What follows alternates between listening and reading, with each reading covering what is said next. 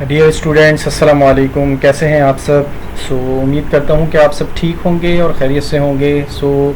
आज हम एक और वीडियो जो है वो बना रहे हैं, जिसमें हम काफ़ी जो है वो एमसीक्यूज़ को डिस्कस करेंगे। ऑलमोस्ट 12 एमसीक्यूज़ आज हम डिस्कस करने जा रहे हैं, जो कि ई कैट के हवाले से बहुत ही ज़्यादा इम्पॉर्टेंट है। तो वो तमाम ई कैट के एस्पायरेंट्स जो कि आने वाले जो है वो एडमिशन में ई कैट की प्रिपरेशन कर रहे हैं या फिर ई कैट जो है वो देंगे, स्पेशली म्यूट, एनईडी और रेलेवेंट यूनिवर्सिटीज़ जितनी भी हैं उसके टेस्ट देंगे। तो उनके लिए ये वीडियो जो है और इसमें जो एमसीक्यूज़ डिस्कस होंगे वो बहुत ज़्यादा इम्पॉर्टेंट है।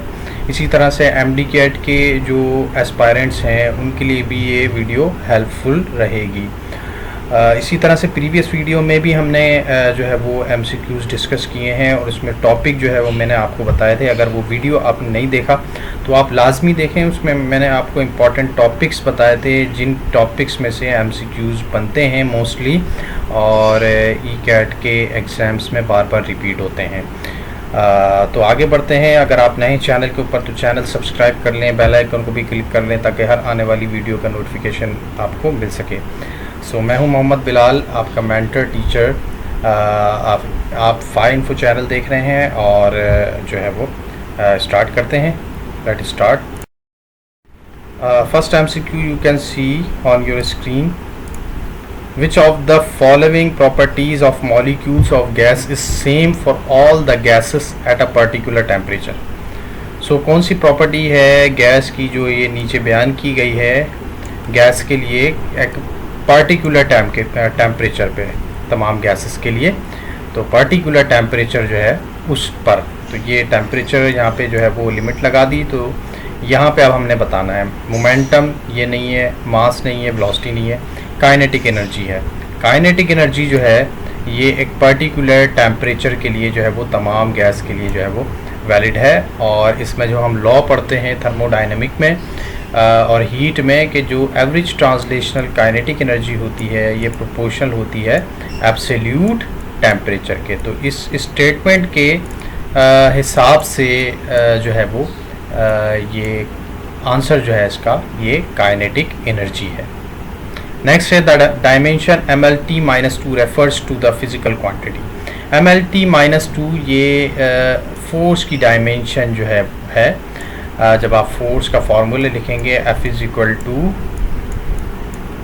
ma और साथ में आप ये वाली डायमेंशन जो है वो बनाएंगे तो यहाँ से ये मास की डायमेंशन पुट करें और एक्सेलरेशन की डायमेंशन पुट करेंगे तो ये डायमेंशन बन जाएगी जो कि अक्सर रिपीट होती है। नेक्स्ट एमसीक्यू है द एक्सरे डिस्कवर्ड बाय। तो एक्सरे जो है वो रॉन्टगेन ने डिस्कवर किया है। Option A is correct.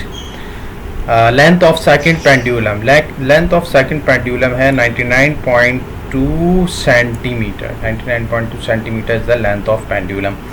इसी तरह से अक्सर टाइम पीरियड का पूछा जाता है, time period of second pendulum, तो वो है हमारे पास 2 सेकंड।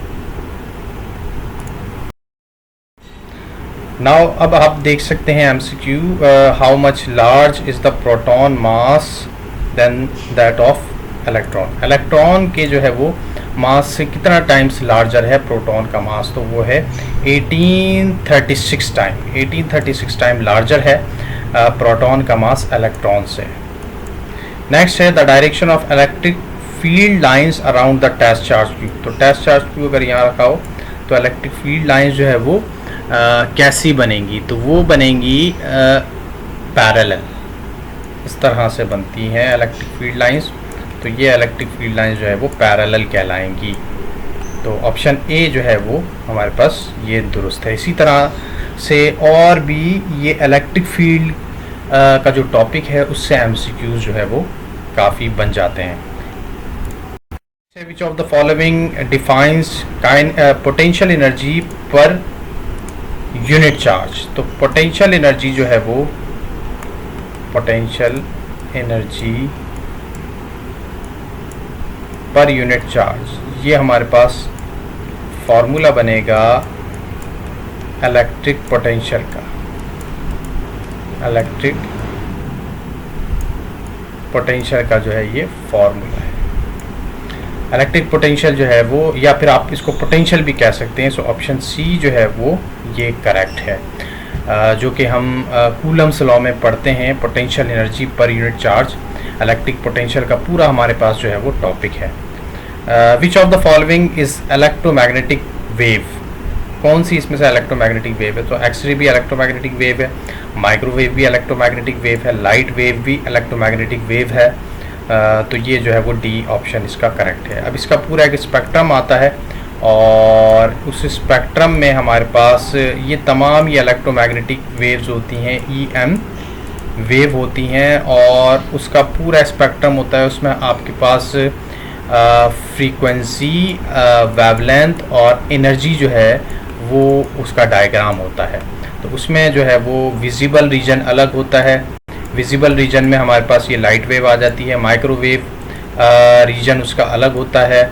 इसी तरह से जो एक्सरे रीजन है वो उसका जो है वो अलग होता है। तो सारी उसकी प्रॉपर्टीज़ उसको आप टैली कर लें। ये पूरा ग्राफ जो है वो डायग्राम अक्सर एग्ज़ाम में पूछा जाता है, इसकी वेवलेंथ वगैरह और एनर्जी वगैरह के हवाले से।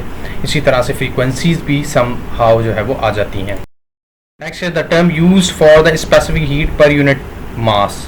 Specific heat per unit mass जो है ये हमारे पास है, heat capacity per unit mass हमारे पास है specific heat capacity. So specific heat capacity small C से डिनोट किया जाता है, जो कि बराबर है heat capacity divided by per unit mass.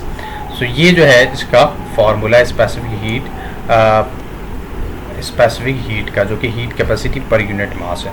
Now specific heat capacity of a body depends, specific heat capacity जो है ये मटेरियल ऑफ बॉडी के ऊपर डिपेंड करती है, क्योंकि स्पेसिफिक हीट कैपेसिटी वो हीट है जो किसी भी जो है वो मटेरियल के यूनिट मास को, यानी कि 1 kg मास को चाहिए उसका 1 केल्विन का टेम्परेचर बढ़ाने के लिए। तो वहाँ पर जो है वो मटेरियल जो है ये इसका बहुत बड़ा जो है वो रोल है। सो मटेरियल जो है वो इम्पोर्टेंस है उसकी स्पेसिफिक हीट में, स्पेसिफिक हीट कैपेसिटी में। सो लिहाजा स्पेसिफिक हीट कैपेसिटी डिपेंड करती है मटेरियल ऑफ द बॉडी के ऊपर। नेक्स्ट है what is the necessary condition for Boyle's law. So Boyle's law holds isothermal process, ये याद रखिएगा। Isothermal process one of that process in which the temperature of the system remains constant. तो temperature जो है वो रहता है कांस्टेंट, किसमें? आइसोथर्मल प्रोसेस के अंदर। आइसोथर्मल प्रोसेस के अंदर टेम्परेचर कांस्टेंट रहता है, और टेम्परेचर कांस्टेंट रहेगा तो फिर रिलेशन बनेगा प्रेशर और वॉल्यूम का इन्वर्स रिलेशन बनेगा, जो कि बॉयल्स लॉ के अंदर बनता है। सो इसका ऑप्शन ये करेक्ट है।